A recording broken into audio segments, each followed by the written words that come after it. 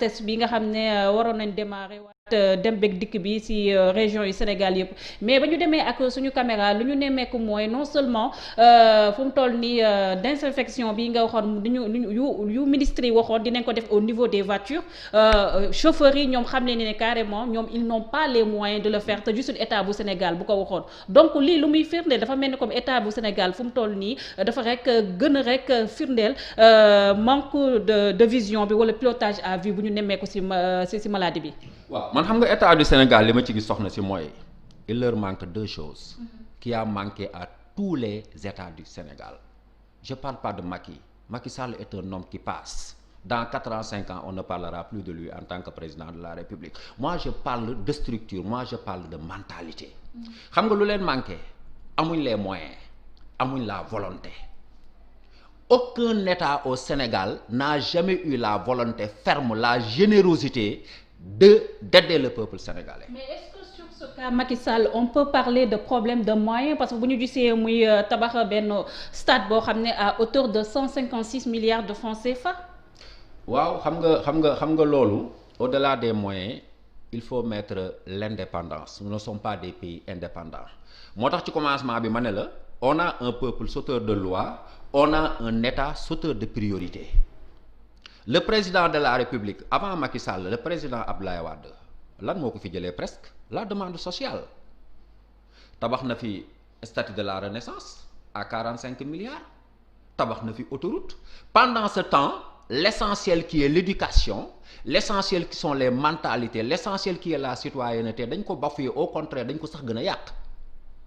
Le président Macky Sall dafa analyser l'histoire en tant que sénégalais dëkk fi jàng fi mu gis ni les sénégalais ils aiment leur bourreau comme ni ko Cheikh Bamba Dièye di waxee ci livre bi dañuy fan sàcc.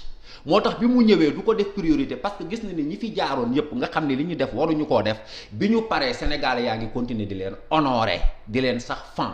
C'est pourquoi Macky Sall xaalis bi du ko fi mun a def ba pare stade yooyu muy tabax. Le président Macky Sall je le dis ici et en direct. Il n'a pas la liberté de choisir l'orientation de sa politique parce que ci gannaaw dafa am ñoo xam ne dañ koy jox xaalis te ñooñu li leen intéressé mooy fo bi li leen intéressé mooy le développement d'une culture de showbiz et de foot. C'est pas les Sénégalais qui les intéressent. Donc même s'il y a un problème de moyens, il y a peut-être plus un problème d'orientation des moyens.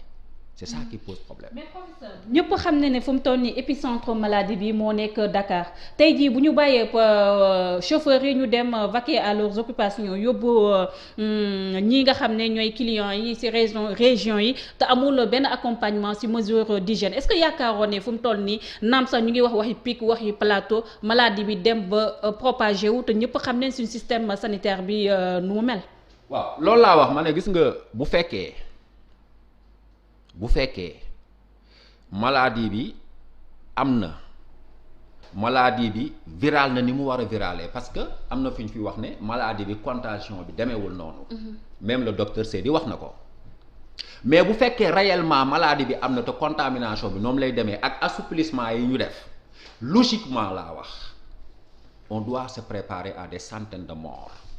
On doit se préparer à des centaines de morts pour deux raisons wax naa la ko léegi l'État n'a pas les moyens wala bu ko amee du ko ci def et les Sénégalais n'ont pas été éduqués pour respecter les moyens. Ensuite am na Sénégalais yoo xam ne nii gëmuñu ko. benn analyse ngay def par rapport ak décision yi nga xam ne président Macky Sall mu ngi koy jël ci gestion Covid 19 bi parce que mun nañoo jàpp ne deux décisions yi nga xam ne jël na ko par rapport ak assouplir mesures yi ci pression la ko jëlee parce que la première décision bi waxi mosquée yi leen doon wax ñu am benn imam bu ñu convoqué deuxième décision bu mu nekk xale yi nga xam ne dañoo amoon yëngal foofu le au niveau de Touba suba bi dans les autres régions ñu dogali ko est-ce que ñun bu ñu amee état boo xam ne à chaque fois bu nekkee dos au mur mu reculer loolu du dem ba état bi appartenir à la rue. waaw mais xam nga rapport de force la. xam nga la politique c'est toujours un rapport de force nit si doon wax mu ne l'état est un monstre froid le plus froid des monstres froids qui ment froidement mais le peuple aussi damay wax ma ni affaire religion yi le Macky Sall mënul woon bañ a reculer parce que xam na ni su ko deful woon il y aura des morts et des tueries et il n'est pas prêt à encaisser ça. Parce que la religion elle est extrêmement sensible surtout au Sénégal avec les tarixa benn mais gis nga assouplissement bi qu'il le veuille ou non malgré les déclarations de Aly Ngouille Ndiaye c'est sous la pression te mënu ko woon bañ xam nga lu tax première pression bi mooy la pression du ventre xar mi dañ koo yeew ne ko bul dem uti lekk te fi ñu ko yeew fekkuñ ko di fa jox mu lekk li war wala boobu bu ñu koy jox dañ koy sexal ma wax ko keroog ci suma émission ma ni ñun bi ñuy def école normale supérieure grève de la faim parce que fayuñu suñu salaire amuñ ticket yu ñu lekkee mu am suma benn xarit philosophe Mor Samb yàlla na ko yàlla yërëm dafa bàyyi bu guddi mu bind ci école normale supérieure partout que un homme qui a faim est un animal dangereux peuple bi nekk Géejawaay nekk Kaolack nekk feneen lekkuñ bu leen Macky Sall bëggoon continuer nekk fu ñu génn jox ko seen bakkan le président Moustapha Diakhaté wax na ko benn tribune ne un peuple qui a faim est beaucoup plus dangereux qu'un peuple qui crée le coronavirus deuxièmement au-delà du ventre c'est-à-dire les problèmes purement biologiques lekk naan ak loolu mais il y a le problème du prestige sénégalais yi dañu gëm ay question de ngor Moussa Ka da doon wax mu ne bu jamono méttee ña daan joxe bu jamono méttee gor ñi dinañ xàññ seeni sutura ña daan joxe dinañ wër di laaj te am na loo xam ne nii mënuñu ko kon qu'il le veuille ou non il était obligé de faire un choix parce que il n'y a que deux alternatives mourir de faim ou mourir de coronavirus. Les gens ne vont pas mourir de faim d'autant plus que cette maladie coronavirus gisuñ mu fi rey ay millions am na ñoo xam ne ñii gëmuñu ko les gens sont descendus pour le def su ko munee ak su ko bëggul woon lépp il était obligé de lever les mesures parce que attanul pression bi parce que nit ñi dañoo xiif dañoo mar dañuy liggéey.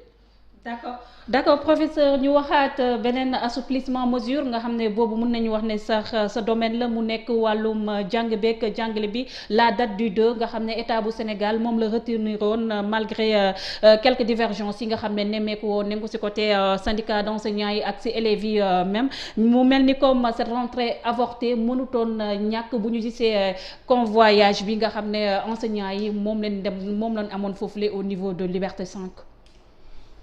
L'histoire n'a pas commencé le 2. L'histoire a commencé le 6 avril. Première date. Di ngeen jàngi le 6 avril. Ñu préparé l'état xëy na mënul nekk yebbi leen ñu yebbi. Di ngeen jàngi le 4 mai.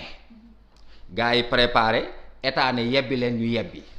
Di ngeen jàngi le 2 c'était le 3e avortement. Donc état sénégalais def na 3 fausses couches par rapport à ça.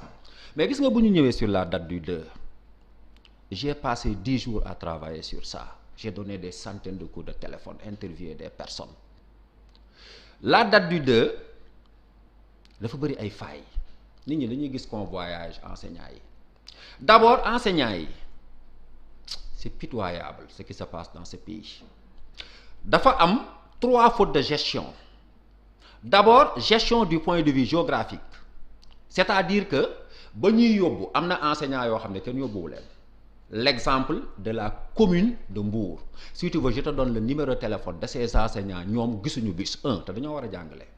Deuxièmement faute de gestion du point de vue du temps enseignants yi dañ leen patamee in extremis le 29 le 30 le 31 le 1er le 2 nga war a jàngale ji sur des milliers rien qu'à Dakar il y avait 8000 enseignants mu doon troisième faute du point de vue organisationnel.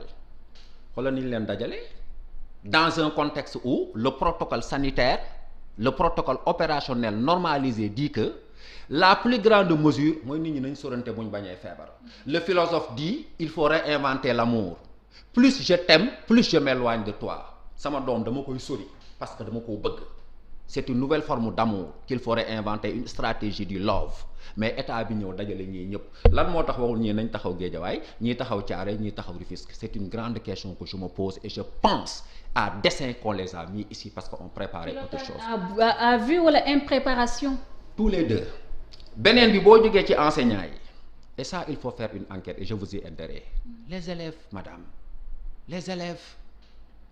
Il y a des centaines d'élèves et j'ai les éléments ici yoo xam ne dañ leen jox rendez-vous ci ay lieux pour ñu ñëw ñu transporter leen parce que man suñu ma yóbboo fekkuma ci classe bi ay élèves ku may jàngal mag yi élèves yi non seulement dañu dem fekkuñu fa oto yi mais ils ont eu des problèmes de retourner chez eux. On devrait porter plainte contre l'État pour ça et je l'ai dit ailleurs les élèves on les a laissés pour compte ça mérite une conférence nationale. Troisièmement bi mooy